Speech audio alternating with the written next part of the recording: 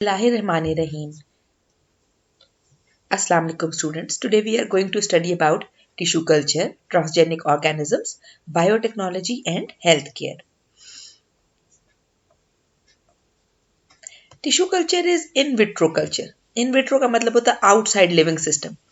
ठीक है जी, ग्लासवेयर में या अपरेटस में अगर ग्रो किया जा सके, मेंटेन किया जा सके, प्रोलिफरेट यानी डिवाइड कराया जा सके सेल्स को, टिश्यूज को या ऑर्गन्स को, तो ये सब कुछ टिश्यू कल्चर के टाइटल के अंडर आता है। बहुत तरह के टिश्यू कल्चर है। आपकी बुक आपको थोड़ा सा शायद ऑर्गन कल्चर का पता हो, कुछ हम टिश्यू कल्चर और सेल कल्चर के बारे में पढ़ेंगे और थोड़ा बहुत सेल लाइन के बारे में पढ़ेंगे। अच्छा, टिश्यू कल्चर की जो टेक्निक है वो बेसिकली डिपेंड करती है टोटीपोटेंसी पे। टोटीपोटेंसी को कैसे डिफाइन किया जाता है कि somatic plant cells have the capacity to regenerate into whole plant. अगर एक सेल से या 2-4 सेल से पूरा ऑर्गेनिज्म बन जाए तो उसको कहते हैं टोटीपोटेंट सेल्स। ठीक है जी। प्लांट्स के जो भी सेल होते हैं, रूट के, स्टेम के, लीफ के, जो भी सोमैटिक सेल है, सोमैटिक सेल क्या होते हैं याद करें, वो सेल जिनमें माइटोसिस होती है। ठीक है, दूसरी तरह के सेल्स हैं जर्म सेल्स, यानी सारे वो सेल जिनमें माइटोसिस हो सकती है, लिविंग सेल्स हैं which are capable of dividing with mitosis, they can develop into the whole plant. ठीक है जी। और उससे जो एक प्लांट से उसका छोटा हिस्सा लिया जाता है उसको कहते हैं एक्स प्लांट, फिर उसको स्पेशल मीडियम में, ग्लासवेयर के अंदर, अपरेटस के अंदर ग्रो किया जाता है और पूरा प्लांट हासिल किया जाता है। ये देखें, अगर गाजर का हम रूट का भी इवन हिस्सा ले लें, वो एक्सप्लांट होगा, उसको न्यूट्रिएंट मीडिया के ऊपर ग्रो करें तो वो एक अनडिफरेंशिएटेड मैस ऑफ सेल्स बन जाएगा which is called callus. Callus को फिर और ग्रो करने दिया जाए तो वो छोटा सा एम्ब्रियोइड बन जाता है, और ग्रो करता है तो एम्ब्रियो बन जाता है। मोस्ट ऑफ द टाइम इस स्टेज पे उसको रूट ग्रोइंग हार्मोन्स दिए जाते हैं, तो पहले उसकी रूट ग्रो करती है, फिर उसको शूट ग्रोइंग हार्मोन्स दिए जाते हैं तो उसकी शूट ग्रो करती है। तो ये जो एक छोटा सा प्लांट बन जाता है स्टेप्स के बाद, वो कहलाता है प्लांटलेट। इस प्लांटलेट को फिर ग्रो किया जा सकता है सॉइल में, ग्रीन हाउस में, कहीं भी, गार्डन में, फील्ड्स में। अच्छा, अगर हम एनिमल टिश्यू कल्चर की बात करें तो एनिमल्स के टिश्यू सेल्स या जनरली सेल्स उतनी अच्छी तरह कल्चर नहीं कर सकते। कुछ एडहेरेंट होते हैं, कुछ सस्पेंशन करते हैं। एडहेरेंट का मतलब ये है कि वो सेल्स तभी ग्रो करते हैं जब उनको ग्रो करने के लिए कोई जगह मिले, जैसे टिश्यू कल्चर की जो डिश है उसके ऊपर वो एक सिंगल लेयर बना दें। इनकी जो ग्रोथ होती है वो लिमिटेड होती है, कुछ खास जनरेशन और कुछ खास सरफेस एरिया तक ये ग्रो कर सकते हैं, और अगर इनको अलग करना हो तो फिर इनको एंजाइमेटिकली या केमिकली सेपरेट करना पड़ता है, क्योंकि ये जुड़ जाते हैं अपने इर्द गिर्द के सेल्स के साथ। एनिमल सेल्स के कुछ सेल्स ऐसे होते हैं जिनको सस्पेंशन सेल कल्चर किया जा सकता है। इसमें ये सिंगल सेल या फ्री फ्लोटिंग क्लम्प्स जो है वो लिक्विड में होते हैं और इनको आसानी से लंबे अरसे के लिए ग्रो किया जा सकता है। जब एडहेरेंट कल्चर हो तो वो मोनोलेयर हो सकता है या ट्रांसफॉर्म सेल लाइंस हो सकती हैं। मोनोलेयर कल्चर ऐसा होता है कि इस कल्चर को अगर ग्रो किया जाए तो ये एक इनकी फाइनाइट लाइफ स्पैन होती है, यानी एक खास जनरेशन तक ये नॉर्मल सेल्स होते हैं और ये एक दूसरे से एडहियर होके जुड़ के रहते हैं, और जैसे एक दूसरे के करीब आते हैं तो इनकी इनहिबिशन हो जाती है, मतलब फर्दर इनमें माइटोसिस नहीं होती। This is called contact inhibition. और ये जो सेल्स हैं इनकी फाइनाइट लाइफ स्पैन होती है। फाइनाइट लाइफ स्पैन का मतलब ये है कि ये एक खास हद तक डिवाइड और रिडिवाइड हो सकते हैं, कुछ खास जनरेशन तक।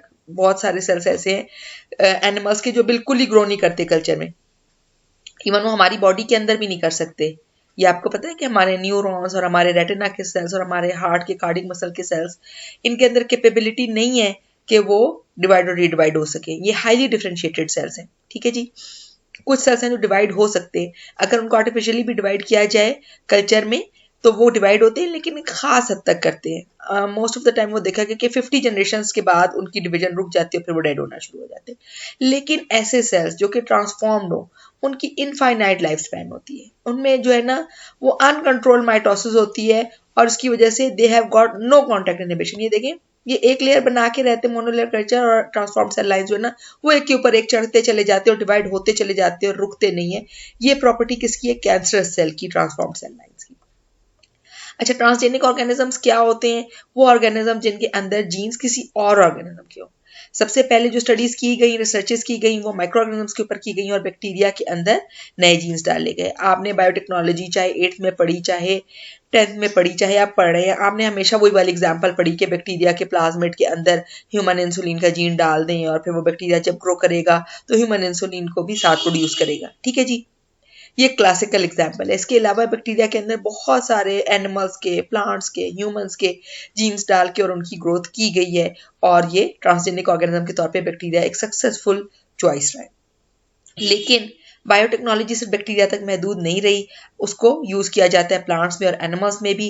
प्लांट्स जो हैं उनको एग्रीकल्चर में ख़ास तौर पे डेवलप किया जाता है, ट्रांसजेनिक प्लांट्स को, जिनमें सलाहियत हो कि वो कंपटीशन, जो डिफरेंट एनवायरमेंटल कंडीशंस हैं उनमें सर्वाइव कर सके, कम पानी में, ज़्यादा टेम्परेचर पे, लो टेम्परेचर पे, वीड्स की ग्रोथ को रोकने वाले हों, ऐसे हों जो कि आपको पता है कि कुछ पौधे जहरीले होते हैं और उनको अगर हम खाएं तो हमारे लिए भी नुकसानदेह होते हैं, एनिमल्स खा लें उनके लिए भी, कीड़े खा लें उनके लिए भी।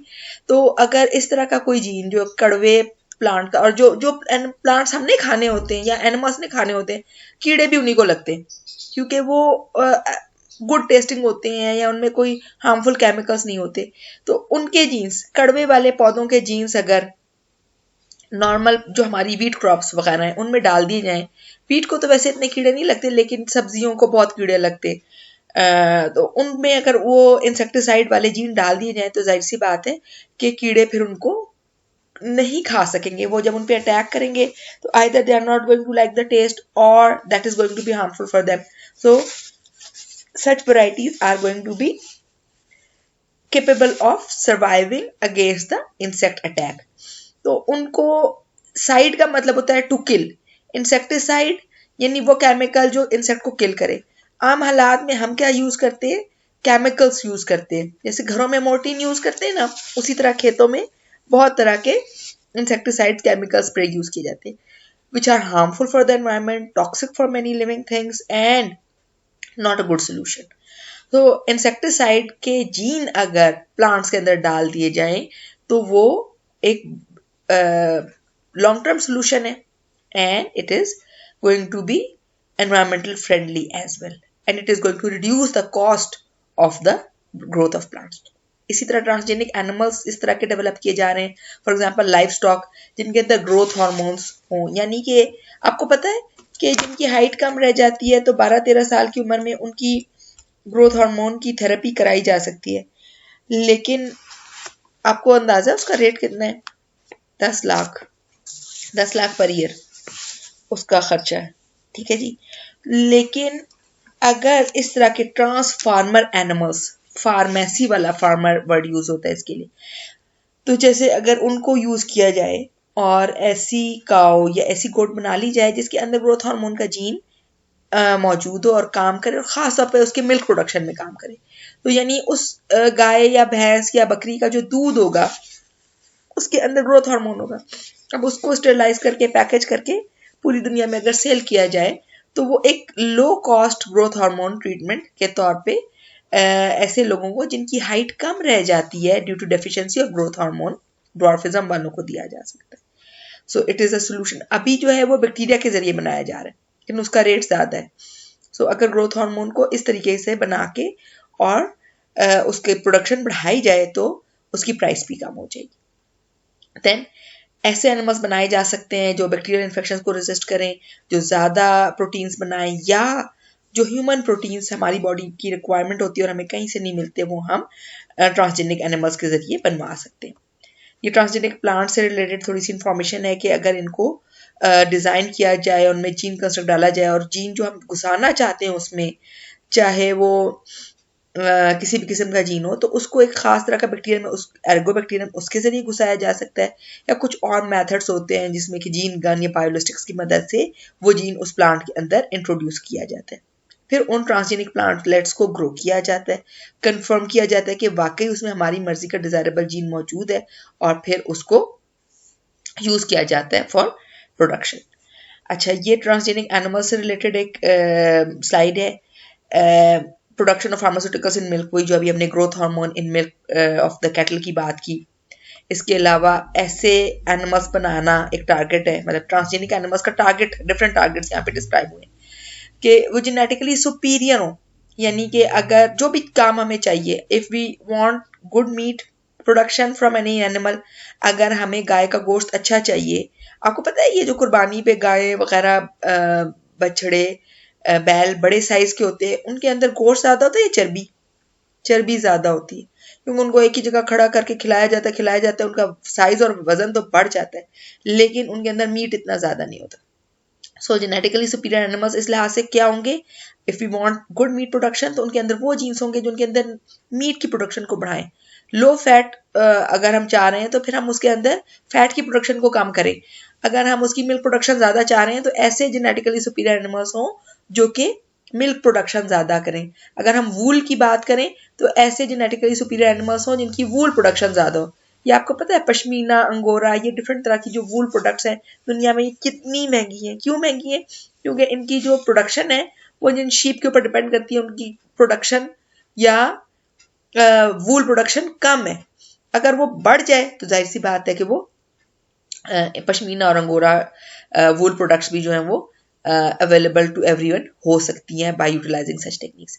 इसी तरह डिफरेंट जीन्स के फंक्शंस को स्टडी किया जा सकता है ट्रांसजेनिक एनिमल्स में। Production of disease resistant animals हो सकते हैं। आपको पता है एनिमल्स की ग्रोथ अगर कोई कर रहा है तो सबसे बड़ा मसला ये होता है कि उनको कोई बीमारियां लग जाती हैं, उनके पेट में कीड़े हो जाते हैं या उनके ऊपर लाइस फ्लीज वगैरह का इन्फेस्टेशन हो जाती है या और कोई बीमारियां उनको हो जाती हैं जिसकी वजह से उनकी ग्रोथ और प्रोडक्शन कम हो जाती है। तो एक टारगेट ये भी होता है कि डिजीज रेजिस्टेंट एनिमल्स हमारे पास हों। Then they can be use as a model for human diseases. जैसे अगर हम डायबिटीज को स्टडी करना चाह रहे हैं तो अभी तक मौजूदा जो डायबिटीज की ज्यादा स्टडीज हैं वो माइस के ऊपर है। ऐसे माइस मौजूद हैं जिनको डायबिटीज कराया जाता है, फिर उनका ट्रीटमेंट देखा जाता है। तो माइस भी मैमल है, लेकिन क्लोजली रिलेटेड मैमल्स में अगर हम देखना चाहें तो उसके लिए हमें transgenic we can use transgenic organisms for that. अच्छा, जीनो ट्रांसप्लांटेशन यानी एनिमल्स के अंदर ऑर्गन्स को डेवलप कराना और उनको फिर यूज करना इन ह्यूमंस। इस लिहाज से एक जो कंसेप्ट है वो स्टेम सेल्स का है। अभी हमने टोटिपोटेंट सेल्स की बात की इन द प्लांट्स। अब ये आपकी बुक में नहीं है, लेकिन ये कंसेप्ट आगे कहीं ना कहीं या पहले भी कहीं ना कहीं आता रहा है। ह्यूमंस में हम बात कर रहे हैं, एनिमल्स में बात कर रहे हैं, टोटिपोटेंट सेल्स क्या होते हैं? टोटिपोटेंट सेल्स वो जिनमें सलाहियत है कि पूरा ऑर्गेनिज्म बना सकें। Each cell can develop into a new individual. ये कौन से सेल्स होते हैं ह्यूमन या एनिमल्स में? Cells of embryo of 1 to 3 days। इसके बाद वाले सेल ये काम नहीं कर सकते, वो टोटिपोटेंट नहीं है। उसके बाद जो सेल्स बनते हैं वो प्लूरिपोटेंट सेल्स कहलाते हैं। Cells of blastocyst 5 to 14 days। इनमें हर सेल में क्या सलाहियत होती है कि वो बहुत सारे सेल टाइप्स बना सकता है। These are ectoderm, mesoderm and endoderm cells. ये आपने डेवलपमेंट में पढ़ा था। प्लूरिपोटेंट सेल्स क्या है? एक्टोडर्म, मेसोडर्म और एंडोडर्म सेल्स। फिर है मल्टीपोटेंट सेल्स। मल्टीपोटेंट सेल्स क्या है? Which can differentiate and can form number of tissue types. Fetal tissue या कॉर्ड के अम्बिलिकल कॉर्ड के सेल्स या एडल्ट के stem cells, these are multipotent cells. ठीक है जी। अब प्लूरिपोटेंट सेल्स से मल्टीपोटेंट सेल्स बनते हैं, इस चीज को आप पहचानते हैं। ये चीज आपने कहीं ना कहीं देखी हुई है कि एडल्ट ब्लड स्टेम सेल जो होता है उससे अब एंड देखे plasma cell, memory cell, B cell, T cell, natural killer cell, neutrophil, basophil, eosinophil, monocyte, erythrocyte, platelets, ये सारी तरह के सेल्स किससे बन रहे हैं? एक एडल्ट ब्लड स्टेम सेल है की वैरायटी है जो कि शुक्र अल्हम्दुलिल्लाह हमारे बॉडी के बोन मैरो में मौजूद होते हैं और उसी से फिर ये सारी तरह के बनते हैं। ठीक है जी। कुछ बोन मैरो में रहते हैं, कुछ लिम्फ रीजन में चले जाते हैं। इसके अलावा और भी स्टेम सेल्स होते हैं। कुछ है जो मसल्स बनाते हैं, कुछ है जो नर्व सेल्स बनाते हैं, कुछ हार्ट के मसल्स बनाते हैं, कुछ लिवर सेल बनाते हैं, कुछ इंटेस्टाइनल सेल्स बनाते हैं। तो ये जो स्टेम सेल हैं ये हमारी बॉडी में कुछ तो मौजूद होते हैं जैसे ये, और ये नहीं होते। ये किस वक्त मौजूद होते हैं? ये जिस वक्त एक बच्चा पैदा होता है तो उसके अम्बिलिकल कॉर्ड में जो ब्लड होता है उसके अंदर बहुत तरह के स्टेम सेल्स मौजूद होते हैं, यानी कि बहुत तरह के मल्टीपोटेंट सेल्स कॉर्ड ब्लड में मौजूद होते हैं।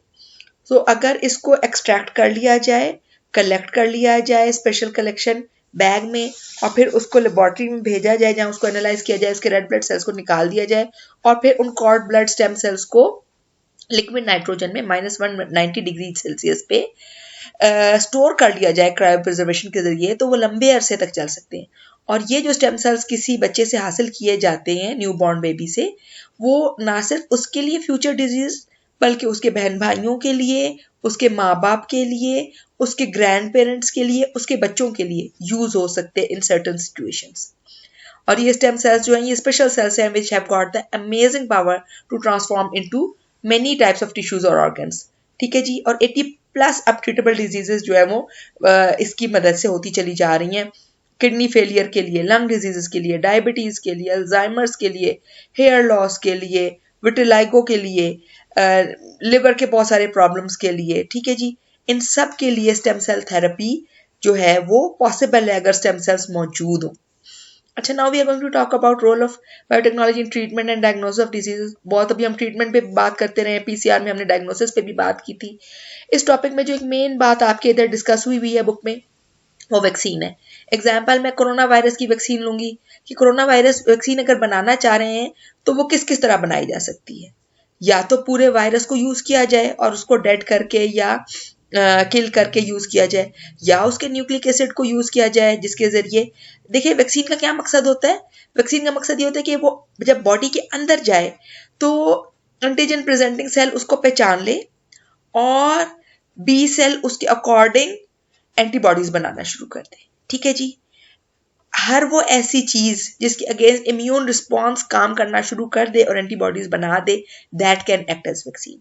कोरोना वायरस के कैंडिडेट वैक्सीन क्या हैं? या तो होल वायरस को यूज किया जाए, या उसके न्यूक्लिक एसिड को यूज किया जाए, या उसके एंटीजन को वायरल वेक्टर के जरिए अंदर भेजा जाए, या उसकी प्रोटीन्स को ब्रेक डाउन करके बॉडी के अंदर भेजा जाए। ठीक है जी। किसी भी सूरत में जब ये एंटीजेंस या एंटीजन के न्यूक्लिक एसिड अंदर जाएंगे तो वो इम्यून सिस्टम को एक्टिवेट कर देंगे और एंटीबॉडीज बनना शुरू हो जाएंगी। Now we are going to talk about gene therapy. Gene therapy का मतलब क्या है कि अगर बॉडी के अंदर कोई जीन सही काम नहीं कर रहा और उसकी वजह से जेनेटिक डिजीज है तो उसको ठीक किया जाए। ठीक कैसे किया जा सकता है? इसके दो बेसिक तरीके, x Vivo and in vivo. X Vivo का क्या मतलब होता है? Outside living tissue. Outside living मतलब बॉडी से बाहर निकाल के अगर जीन सेल्स के अंदर घुसाया जाए, ऐड किया जाए, दैट इज एक्स वीवो। और बॉडी के अंदर लिविंग थिंग के अंदर ही अगर किया जाए that is called in vivo. कुछ इस तरह की डायग्राम आपकी बुक में है। ये डायरेक्शन एक्स वीवो शो कर रही है, ये डायरेक्शन इन वीवो शो कर रही है। एक्स वीवो यानी अगर करना चाह रहे हैं तो क्या करेंगे, सॉरी ये इन वीवो है। इन वीवो का क्या मतलब है कि जो भी जीन है जो बॉडी में डालना है, लेट सपोज लिवर के अंदर डालना है, तो थेराप्यूटिक ट्रांसजीन को पैक किया जाएगा डिलीवरी व्हीकल में विच इज मोस्टली वायरस, और उसको बॉडी ऑफ पेशेंट में इंजेक्ट कर दिया जाएगा, लेट सपोज लिवर के अंदर ही। और वहां जाके वो जिस सेल में जाएगा तो जब वायरस उस लिवर में घुसेगा डिजीज नहीं कॉज करेगा बल्कि सही वाला जीन उसमें इंसर्ट कर देगा और लिवर के वो सेल्स नॉर्मल काम करना शुरू कर देंगे। अच्छा, ये है इन वीवो, यानी लिवर के सेल्स को बाहर नहीं निकाला, लिवर अंदर ही था, जीन को अंदर घुसाया। अच्छा, एक्स वीवो क्या है कि लिवर से सेल निकाले या बोन मैरो से सेल निकाले और उनमें वो थेराप्यूटिक ट्रांसजीन, वो जीन है जो कि बॉडी में काम नहीं कर रहा है। अभी हम अगली एग्जांपल जब डिस्कस करेंगे आपको सही समझ में आएगा। तो उन दोनों को मिक्स करके एक जगह पे आर्टिफिशियली ग्रो किया। जेनेटिकली मॉडिफाइड सेल्स जो बनेंगे as a result stem cells, वो क्या होंगे, उनके अंदर जो रिक्वायर्ड जीन है वो आ चुका है। उसको चेक करेंगे कि रिक्वायर्ड जीन आ गया और काम करना शुरू हो गया, तो उन स्पेशलाइज सेल्स को अलग करके आर्टिफिशियली कल्चर करके बढ़ाया जाएगा, मल्टीप्लाई किया जाएगा और फिर पेशेंट की बॉडी के अंदर इंट्रोड्यूस कर दिया जाएगा। तो उसकी बॉडी के अंदर कुछ ना कुछ सेल्स नॉर्मल काम करना शुरू कर देंगे। एग्जाम्पल जो आपकी बुक में जीन थेरेपी की ली गई है वो है सिस्टिक फाइब्रोसिस। सिस्टिक फाइब्रोसिस एक डिजीज है और ये क्यों होती है, इसकी वजह है एक जीन CFTR जीन जो क्रोमोसोम 7 पे होता है। अगर ये नॉर्मल काम कर रहा होगा तो बंदा नॉर्मल होगा, अगर ये नॉर्मल काम नहीं कर रहा होगा तो म्यूकस की प्रोडक्शन एबनॉर्मल हो जाएगी, चाहे वो लंग्स में हो जाए, चाहे वो गॉल ब्लैडर की बाइल डक्ट में हो जाए, चाहे वो पेनक्रियास की पेनक्रियाटिक डक्ट में हो जाए। ठीक है जी। होता क्या है, CFTR जीन जो है it is cystic fibrosis transmembrane conductance regulator gene, लंबा सा नाम है, फिर मैं बोल रही हूँ, याद करें, cystic fibrosis transmembrane conductance regulator gene. ये जीन जो है ये क्या करता है, ये क्लोराइड की मूवमेंट करता है और इसकी वजह से water intake into the cells कम होता है, बाहर वाटर ज्यादा रहता है म्यूकस के साथ। ये म्यूकस आराम से सिलिएटेड म्यूकोजा की, सिलिएटेड एपिथेलियम की वजह से मूव कर जाता है from one place to another, या बॉडी में जहां जहां भी म्यूकस बनता है वो नॉर्मल म्यूकस बनता है और आराम से मूव कर जाता है। ठीक है, अल्हम्दुलिल्लाह हमारी बॉडी में इस तरह के नॉर्मल CFTR चैनल्स मौजूद है और उनमें से क्लोराइड सही सही मूव कर रहा है, इसलिए हमारा म्यूकस सही प्रोड्यूस हो रहा है। जो सिस्टिक फाइब्रोसिस की जेनेटिक डिजीज है, ये बच्चे जब पैदा होते हैं तभी से, बल्कि पैदाइश से पहले इनकी बॉडी के अंदर क्या होता है कि म्यूकस की प्रोडक्शन जो है ना वो नॉर्मल नहीं होती। क्यों? क्योंकि CFTR का चैनल नहीं है, उसकी वजह से वाटर की इनवर्ड मूवमेंट ज्यादा है। जब वाटर की इनवर्ड मूवमेंट ज्यादा होगी तो म्यूकस जो है वो डिहाइड्रेट हो जाएगा। ये डिहाइड्रेटेड म्यूकस आसानी से मूव नहीं करेगा, इसीलिए इसको नहीं हिला सकेंगे और ये उधर ही रहेगा, इकट्ठा होता रहेगा लंग्स में, रेस्पिरेटरी ट्रैक्ट में, बॉडी के मुख्तलिफ हिस्सों में और प्रॉब्लम्स क्रिएट करेगा। ये देखें, ये नॉर्मल एयरवे है, यानी ब्रोंकाई ब्रोंक्यूल। ठीक है जी, पतली सी लेयर है म्यूकस की जो कि निकलती जा रही है, साथ साथ इकट्ठी नहीं हो रही, बैक्टीरिया भी नहीं इकट्ठे हो रहे। सिस्टिक फाइब्रोसिस वालों के साथ क्या होता है कि थिक म्यूकस वही ट्रैप हो जाती है ब्रोंकाई ब्रोंक्यूल में, जिसकी वजह से वहां पे बैक्टीरिया भी बहुत इकट्ठे हो जाते हैं, जिसकी वजह से सांस नहीं सही आता, मूव नहीं करता और हर वक्त नमूनिया होने के चांस होते हैं। इनकी बॉडी में बहुत सारे प्रॉब्लम होते हैं सिस्टिक फाइब्रोसिस के पेशेंट। इनको साइनोसाइटिस भी होता है, हर वक्त साइनसिस में भी इन्फेक्शन हुआ रहता है क्योंकि वहां भी म्यूकस स्टिकी जम जाता है, लंग्स में भी स्टिकी म्यूकस जमा हुआ होता है, उसकी वजह से बैक्टीरियल इन्फेक्शन और नमूनिया बार बार होता रहता है। स्किन पे भी सॉल्टी स्वेट आता रहता है, लिवर की डक्ट्स जो है, बाइल डक्ट्स, वो ब्लॉक हो जाती हैं क्योंकि वहां भी म्यूकस थिक होता है। पेनक्रियाटिक ग्लैंड की डक्ट्स भी ब्लॉक हो जाती हैं क्योंकि वहां भी म्यूकस थिक हो गया। इंटेस्टाइन में भी नॉर्मल एब्जॉर्प्शन ऑफ न्यूट्रिएंट्स नहीं हो रही क्योंकि वहां भी म्यूकस थिक हो गया। इसी तरह रिप्रोडक्टिव ऑर्गन्स भी सही काम नहीं कर सकते। अब इनका ट्रीटमेंट क्या किया गया जीन थेरेपी के जरिए? In vivo gene therapy. क्या किया गया कि नॉर्मल CFTR जीन को वायरस के अंदर, ये ऐसे वायरस होते हैं जो हार्मलेस वायरस होते हैं, उनके अंदर डाला जाता है और फिर पेशेंट की लंग्स में ड्रिप किया जाता है एक थिन ट्यूब के जरिए। अब ये वायरस जब लंग में पहुंचता है तो वहां पे बहुत सारे लंग सेल्स के अंदर घुस जाता है और उनके न्यूक्लियस में चला जाता है और ये वायरस कोई खतरनाक जीन नहीं लेके जाता, ये अच्छा काम का gene CFTR, normal CFTR gene ले जाके उनके DNA में इंसर्ट कर देता है।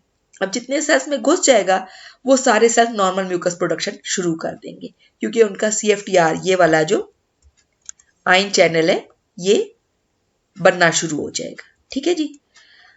एक और तरीका है, ये किया जा सकता है कि नेबुलाइजर के जरिए लिपोसोम्स के अंदर plasmid containing normal CFTR gene उनको नेबुलाइजर के जरिए उनके लंग में डाला जाए।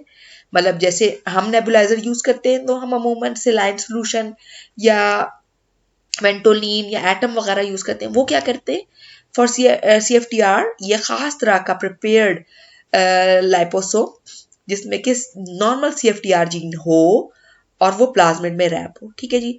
अब जब ये लंग्स में जाएगा तो लंग के सेल में या तो ये डायरेक्ट फ्यूजन हो जाएगी या एंडोसाइटोसिस हो जाएगी। दोनों सूरतों में ये DNA के अंदर चला जाएगा और DNA का हिस्सा बन जाएगा और वहां पे जब इनकॉर्पोरेट हो जाएगा नॉर्मल जीन जब उसको मिलेगा तो वहां पे नॉर्मल प्रोडक्शन ऑफ म्यूकस शुरू हो जाएगी।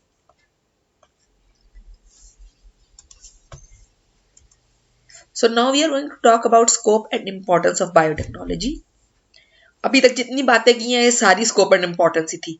बायोटेक्नोलॉजी के चैप्टर में जितनी हमने बातें की हैं सारी स्कोप एंड इम्पोर्टेंस है। अब थोड़ी सी और कर रहे हैं जो रह गई थी। बायोटेक्नोलॉजी को यूज किया जाता है बायोचिप्स बनाने में। बायोचिप्स क्या है? ये मिनिएचर लेबोरेटरीज है जो कि hundreds of thousands of biochemical test reactions एक वक्त में कर सकते हैं और इसके जरिए बहुत ज्यादा बायोलॉजिकल प्रोसेसेस को एनालाइज किया जा सकता है डिजीज डायग्नोसिस के लिए, बायोटेररिज्म को आइडेंटिफाई करने के लिए। और ये जो काम कर रही है ये अमेजिंग हद तक काम कर सकते हैं biochips. Then biofertilizers are developed with the help of biotechnology. They supply the perfect mixture of nutrients which improve the soil health. और इसकी वजह से सॉइल बॉन्ड, मतलब आम खादें यूज करें तो पता चलता है उसी में डिफरेंट पैथोजेंस मौजूद थे, पता चले उसी में कीड़ों के अंडे थे, उसी में मौजूद थे जितने भी तरह के वीड्स के सीड तो जो हमने खाद डाली, पता चला कि आधी बीमारियां हमारी फसल को उस खाद से ही पड़ रही हैं, ठीक है ना। तो ये बायो फर्टिलाइजर में कोई भी ऐसी कोई चीज नहीं होती जिसकी वजह से सॉइल बाउंड पैथोजेनिक डिजीजेस बहुत कम हो जाती। दे एनहांस द क्रॉप प्रोडक्शन। जितनी बायो फर्टिलाइजर्स यूज करेंगे तो वो एनवायरमेंट, आम जो फर्टिलाइजर्स यूज की जाती है केमिकल फर्टिलाइजर्स, देखिए अभी जो फर्टिलाइजर्स हम यूज कर सकते हैं दो तरह की है। केमिकल फर्टिलाइजर यानी ये यूरिया, नाइट्रोजन के लिए फॉस्फेट वाली खादें, बोरियों की बोरियां आ जाती हैं, या हम यूज कर सकते हैं मैन्योर। मैन्योर जो है वो गोबर की खाद होती है, या हम यूज कर सकते हैं कंपोस्ट जो पत्तों की खाद है, ठीक है। मैन्योर के अपने मसाइल हैं, कंपोस्ट के अपने मसाइल हैं, और केमिकल के तो बहुत बहुत ज्यादा प्रॉब्लम्स है। ना सिर्फ फूड प्रोडक्शन उसकी वजह से जो होती है वो हार्मफुल टू हेल्थ है, बल्कि वो एनवायरनमेंट के लिए भी बहुत हार्मफुल होता है। तो बायो फर्टिलाइजर्स को अगर डेवलप किया जाए तो वो बहुत सारे प्रॉब्लम्स का सोल्यूशन है। दे मेंटेन द माइक्रोबियल, जो अच्छे माइक्रोब्स हैं सॉइल में उनको वो बरकरार रखते हैं, और सिम्बायोटिक रिलेशनशिप को भी मेंटेन रखते हैं। नैनो टेक्नोलॉजी भी बायोटेक्नोलॉजी एक ब्रांच है जिसको यूज किया जाता है बहुत सारे पर्पसेस में। सबसे सिंपल जिसका कंसेप्ट है वो ड्रग डिलीवरी का है। यानी कि अगर आपको पता हो कि जो कैंसर का ट्रीटमेंट होता है, कीमोथेरेपी, वो किस कदर हार्मफुल होता है पेशेंट्स के लिए। क्यों हार्मफुल होता है? क्योंकि कीमोथेरेपी के केमिकल्स जो होते हैं वो जहर होते हैं, और पूरी बॉडी के सेल्स को वो किल करते हैं, सबसे ज्यादा कैंसर सेल को किल करते हैं। लेकिन नैनो टेक्नोलॉजी के जरिए क्या किया जाता है कि जो दवाई है, जैसे यहाँ पे जो कीमोथेरेपी का मेडिसिन है फिनफॉर्मिन, इसको नैनो पार्टिकल के जरिए लोड किया गया। अब ये बॉडी में जब जाएगा तो बाकी सेल्स को कुछ नहीं कहेगा, कैंसर सेल्स को ढूंढेगा और वहीं पे जाके ये मेडिसिन को रिलीज करेगा, ठीक है जी। तो जो ट्यूमर मैस है जिसमें कैंसर सेल भी है और कैंसर स्टेम सेल्स भी हैं, ये इसकी वजह से किल होना शुरू हो जाएंगे, बाकी बॉडी के ऊपर हार्मफुल इफेक्ट्स नहीं होंगे। तो ड्रग डिलीवरी जो है ना, इसी तरह जैसे हम एंटीबायोटिक्स लेते हैं तो पूरी बॉडी के हमारे अच्छे बैक्टीरिया भी मर जाते हैं। तो अगर नैनो टेक्नोलॉजी के जरिए एंटीबायोटिक्स को यूज किया जाए और वो सिर्फ हार्मफुल बैक्टीरिया को किल करें तो हमारी बॉडी के अच्छे बैक्टीरिया किल ना हो। अच्छा, कंट्रोवर्सी भी बहुत है। ये जो बायोटेक्नोलॉजी की मदद से जो ऑर्गेनिज्म बनते हैं इनको कहते हैं जेनेटिकली मॉडिफाइड ऑर्गेनिज्म। अभी तक हमने बेनिफिट्स की बात की है कि जी क्योर ऑफ डिजीजेस से हो रहा है, एग्रीकल्चर बेहतर हो रही है, फूड शॉर्टेज और पॉवर्टी कम हो रही है, एनिमल्स जो है वो रेजिस्ट होते चले जा रहे हैं डिजीज और इन्फेक्शन को, वैक्सीन्स बन रही हैं, न्यूट्रिएंट कंटेंट और विटामिन कंटेंट फूड का बढ़ रहा है, ये सारे फायदे। लेकिन सिर्फ फायदे नहीं है बायोटेक्नोलॉजी के और जीएमओ के, इनके रिस्क भी हैं और नुकसान भी हैं। ह्यूमन सेफ्टी, एनवायरमेंटल सेफ्टी, हमें नहीं पता कि 100 साल बाद इन जीएमओ की वजह से एनवायरमेंट के ऊपर कैसे कैसे इफेक्ट आएगा।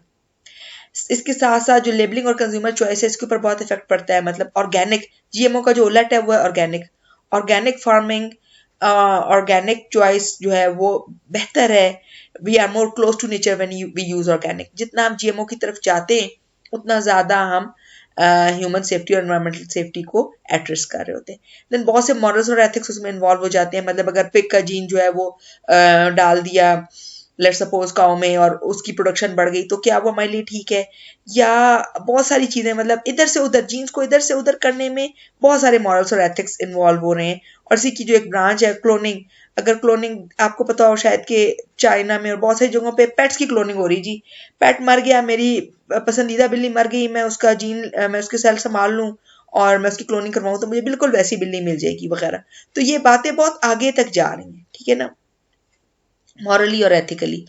देन फूड सिक्योरिटी, क्योंकि जब हम कह रहे हैं हमें नहीं पता कि वो फूड जो जीएमओ की हम खा रहे हैं उससे हमारी बॉडी के ऊपर क्या इफेक्ट हो रहा है।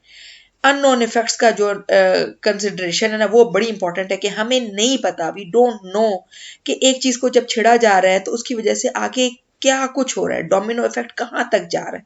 अल्लाह का जो निज़ाम है उसको हम बहैसियत इंसान छेड़ते चले जा रहे हैं। पिछले 300 सालों से हमने इंडस्ट्रियलाइजेशन के जरिए सब कुछ छेड़ा, अब उसके नुकसान हम भुगत रहे हैं पूरी दुनिया में। Climate change, global warming, acid rain, pollution problem. अब एक प्लास्टिक की वजह से इतने ज्यादा प्रॉब्लम है। जब जीएमओस के इतने बहुत सारी चीजें हम अपने एनवायरनमेंट में, अपने इर्द गिर्द, अपनी सोसाइटी में इंट्रोड्यूस कर रहे हैं, इसके क्या नॉन इफेक्ट्स हैं 50 साल बाद, 100 साल बाद, 2 साल बाद, 200 साल बाद इकोसिस्टम किस हद तक इम्बैलेंस होगा, क्या अनइंटेंडेड इफेक्ट्स होंगे अदर ऑर्गेनिजम्स पे, ये नहीं पता। सो it's a rapidly growing field which has got benefits, but there are many risks involved as well. That's all for today.